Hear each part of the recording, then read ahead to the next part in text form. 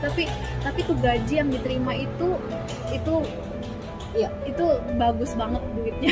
Kalau tapi kita nggak bandingin sama di Indo ya. Jadi aku sekarang yang mau tanya di sini adalah bagaimana si Rianti ini bisa dapat bekerja di kantor sebagai seorang sekretaris ya. Coba Beda-beda sebenarnya setiap perusahaan. Tapi yang tahap pertama itu pasti di interview dulu sama HRD-nya. Iya. Sama HRD. Jadi kalau HRD-nya merasa cocok, nanti akan di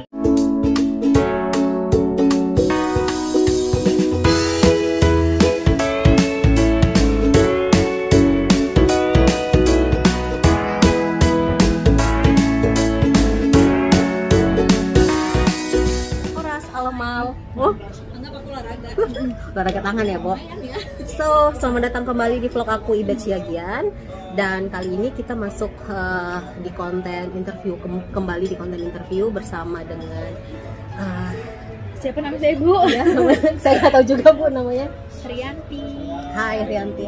Sapa-sapa dong, kamu dari mana gitu di Indonesia? Oh, aku asalnya dari Bogor. Jadi aku orang Sunda. Lihat dong ya guys, perbedaan suara kita itu ya. Jadi kayak orang Sumatera dan orang Sunda tuh kayak Rianti. Aku orang Sunda. Kamu tinggal di Indonesia di mana? Di Bogor. Di Bogor. Jadi Riantinya asalnya dari Bogor ya, orang Sunda.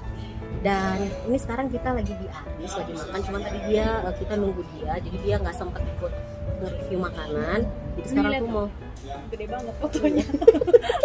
oh iya guys, disponsori oleh nih Kelihatan banget. Jadi ini mau ngobrol-ngobrol sedikit aja ya guys. Rianti, kamu udah berapa lama sih di sini? 3 tahun. 3 tahun ya dari Bogor. Ini teman-teman, aku kali ini mau ngebahas sama Rianti itu tentang prospek pekerjaan ya, karena Rianti ini juga kerjanya di sini tuh lumayan bagus. Jadi dia itu dapat bisa kerja di kantor, di sekretaris pula. Jadi itu agak lumayan susah dapatnya di Belanda ya, karena kalau kita di sini itu karena masih basic-basicnya itu pekerjaannya kayak yang di supermarket atau yang di mana gitu ya. Pabrik. Tapi menurut aku itu juga kalau untuk ukuran Belanda itu lumayan loh Kak. Maksudnya mungkin dipandangnya supermarket kamu kerja, tapi menurut aku itu udah ada kemauan kerja. Iya. Dan ada peluang untuk kerja, itu menurut aku. Karena kadang-kadang orang Indonesia yang kerja di supermarket itu kan di Indonesia sana dia itu punya lulusan juga, punya pekerjaan betul. Yang bagus juga. Makanya gitu kan? aku selalu salut sama teman-teman aku yang kayak kerja, walaupun dia kerja istilahnya bersih-bersih, tapi tuh gaji yang diterima itu iya, itu bagus banget duitnya. Kalau tapi kita nggak bandingin sama di Indo ya. ya cuman kan maksudnya kan orang yang bekerja di kantor itu kan sangat sulit ya. Iya. Rianti. Jadi aku sekarang yang mau tanya di sini adalah bagaimana si Rianti ini bisa dapat bekerja di kantor sebagai seorang sekretaris ya. Coba Rianti, tolong kamu ceritain dong tahap-tahapnya. Kamu yang pertama kali dapat kerja di Belanda itu tahun berapa dan berapa lama kamu di Belanda dapat kerja? Aku nyampe sini Oktober 2017. Aku dapat kerja Agustus 2018. Berarti ada jeda sekitar 6-7 bulan ya sampai dapat pekerjaan ya? Karena maunya les bahasa dulu. Oke. Jadi kayak persiapin setidaknya basic lah ya. Jadi siapin basic-basicnya. Setelah itu kalau udah yakin udah, jadi tinggal setidaknya bisa bahasa Belanda yang hari-hari lah ya, nggak perlu bagus-bagus. Jadi setelah udah bisa yang basicnya, baru kita, jadi aku berani cari kerja gitu. Tapi pertama kali kerja di sini tuh kamu di bagian apa tuh? Aku langsung sekretaris. Guys, ini jadi si Rianti ini ya alhamdulillah dapat kerjanya itu langsung yang enak gitu ya, langsung kayak di bagian kantor, yang dimana di sini tuh kalau langsung mau ke bagian kantor tuh lumayan susah dapat ya. Tapi ada satu juga karena faktor keberuntungan atau memang karena bagaimana gitu. Tapi pas pada saat kamu dapat kerja yang pertama itu langsung dapat di bagian kantor gitu tuh, ada trik atau gimana sih itu bagian sekretaris gimana sih? Nggak tahu ya, mungkin karena aku awalnya karena nekat, pede, kayak udah apply aja. Aduh, ini dipotong ya, tangan lagi ya. Untung keganjel pampers. Kayaknya dia, berarti dia nyaman gitu, nyaman. Nah itu ada apa sih? Menurutmu kenapa kamu bisa diterima jadi sekretaris di sini? Kayaknya karena aku pertama pede aja orangnya ya, maksudnya kayak pede aja, terus maksudnya ya udah yang penting yang aku cari adalah pengalamannya dulu. Jadi kan satu kali kita mau lihat nih interview di Belanda tuh gimana sih orangnya gitu kan. Nah aku coba-coba cari itu dulu. Jadi setelah aku pahamin trik-triknya kalau orang Belanda tuh kalau interview tuh begini loh kan beda sama orang Indo kan. Setelah itu baru aku makin pelajarin. Jadi di interview berikutnya aku udah tahu triknya apa. Oh, berarti di interview pertama kamu nggak keterima, terus akhirnya nggak segampang itu. Iya, terus akhirnya kamu kamu pelajarin bagaimana. Kamu boleh kasih tahu nggak sih gimana sih apa sih yang kamu dapat dari interview itu pertamanya?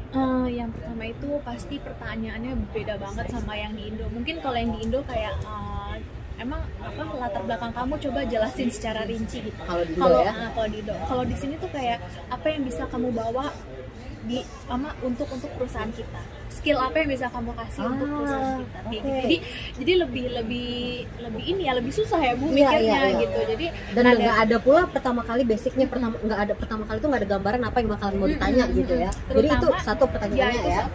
Terutama jawaban yang harus kita kasih itu secara rinci. Jadi kayak oh ya saya bisa kok, saya orangnya giat, saya orangnya kerja keras. Nggak bisa ngomong kayak gitu.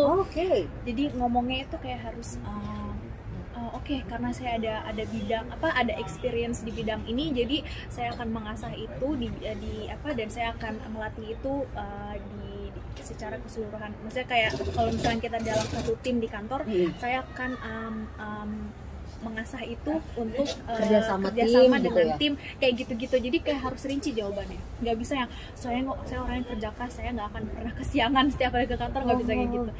Jadi harus pinter juga gitu. Jadi harus cari banyak informasi dari Google tentang itu. Jadi apapun yang misalkan sesuai dengan background kita ya. Misalnya background aku kan sekretaris, jadi aku mengasah di yang administrasi, terus sekretaris atau berhubungan sama HRD juga. Jadi aku cari-cari pengetahuan di bidang situ. Setelah aku yakin aku tahu, baru aku berani nge-apply lagi ke kantor yang lain gitu. Jadi ada persiapannya lah. Nggak canggung ya kalau ada pertanyaan yang aneh-aneh kan. Tapi itu pakai bahasa apa tuh? Itu pertama pakai bahasa Inggris. Bahasa Inggris ya. Jadi dari yang interview yang pertama itu yang kamu dapat, oh berarti pertanyaannya itu seputar apa yang bisa kita berikan ke perusahaan gitu ya. Itu satu pertanyaan ya. Dan itu harus bener ya. Jadi kalau misalkan jadi nggak bisa asal kasih jawaban yang bagus aja, tapi nanti tiba-tiba kalau udah keterima, nanti mereka tanya itu mana yang kita tanya waktu interview, katanya kamu mau kamu jago di bidang ini, tapi ternyata saya tidak melihat itu dari kamu. Nah itu harus dipertanggungjawabkan kan. Jadi harus yang masuk akal juga gitu. Jadi itu ada berapa pertanyaan sih? Totalnya sih interview 1 jam ya. 1 jam interview. Jadi pertanyaannya itu nggak yang kita dapetin dari Google. Jadi misalkan pertanyaan yang mereka kasih itu yang berhubungan sama jawaban yang kita kasih. Jadi seperti aku dong ya, aku kasih kamu pertanyaan, terus pertanyaan aku selanjutnya itu berdasarkan jawaban kamu ya. Jadi kita nggak bakal bisa tahu apa pertanyaan selanjutnya gitu ya. Iya. Begitu. Makanya kuncinya sebenarnya pede aja sih dan banyak baca kalau kata aku. Tapi 1 jam, apa tuh namanya 1 jam interview itu? Kamu sendirian? Maksudnya itu one by one atau? One by one dan interviewersnya itu ada berapa orang? Interviewernya ada 1. Nanti kalau lolos di tahap pertama, berikutnya sama manajer sama director. Jadi kayak 2 orang. Jadi itu ada tahap ya. Tahap pertama kayak HDR-nya gitu ya. HRD. Baru tahap yang keduanya itu ke manajernya. Sama yang lebih tinggi lah istilahnya. Berarti kalau lulus pun dari HRD-nya, kalau kemudian dari manajernya juga nggak keterima, berarti nggak bakalan ya. Jadi sebenarnya anggaplah kita interview ada 3 tahap ya. Yang pertama perkenalan, yang kedua interview sama manajer, yang ketiga final interview gitu. Nah kalau kita cuman di-approve sama HRD-nya doang, tapi sama manajer sama direkturnya enggak. Oh berarti after dari manajer juga harus ada tuh yang wow. Jadi memang gitu guys. Kalau sekretaris ya, maksudnya memang sekretaris itu mungkin kita mikirnya kayak sekretaris aja kok gitu. Tapi kalau kita dapet interview itu pertanyaannya nggak beda jauh sama kalau kita nge-apply sebagai manajer. Dan jangan dibilang ya, melamar sekretaris di Belanda itu atau di Eropa itu nggak sama kayak ngelamar sekretaris di Indonesia ya. Beda. Karena pekerjaan kantor itu di sini itu udah dianggap itu pekerjaan yang sulit ya. Maksudnya sekretaris itu kita udah nggak fisik. Itu kayak aku pelajarin di sekolah gue ya. Kita itu di sini kan ada tipe-tipe pekerjaan yang pakai fisik, itu kayak yang kerja di supermarket apa gitu. Terus ada pekerjaan yang memakai otak ya. Jadi ini kan termasuk ke pekerjaan yang banyak berhubungan dengan buku-buku ya. Makanya dia itu lebih sulit gitu loh. Iya. Terutama untuk sekretaris juga kan kita kadang jadi tangan kanannya si bos. Dalam arti kita juga harus bisa jadi orang yang kreatif. Jadi misalkan bosnya nih lagi butuh ide apa nih untuk meeting, misalkan bahan omongan untuk meeting, kita tuh harus pinter ngasih masukan juga. Jadi nggak yang apa-apa ngikutin bos aja gitu. Tapi kamu sekretaris di bidang apa sih? Maksudnya pekerjaan kamu itu di perusahaan di bagian apa? Dulu kantor aku yang pertama di sini itu aku di kantor Dutch European Bank. Itu termasuk banyaknya orang Turki, orang-orang kolega aku, tapi dia termasuk yang bank Dutch juga gitu. Jadi bank ya, kerja di bank loh, yang international bank. Dan di bank itu kamu sekretaris atau administrasi gitu ya?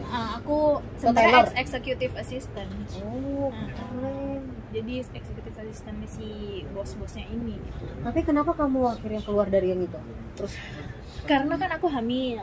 Aku hamil tuh, jadi aku di sini kita dapat cuti ya. Iya, untuk 3 bulan ya. 4 bulan. 2 bulan before dan 2 bulan after ya. Terus setelah itu aku mau balik lagi, tapi ternyata aku dapat tawaran yang di tempat lain. Yang lebih menjanjikan. Yang lebih menjanjikan dan bisa kerja 4 hari aja. Nah, tapi yang kedua ini kamu interview juga? Interview juga. Tapi aku dipanggil. Oh, tapi pertanyaannya itu sama nggak kayak yang pertama?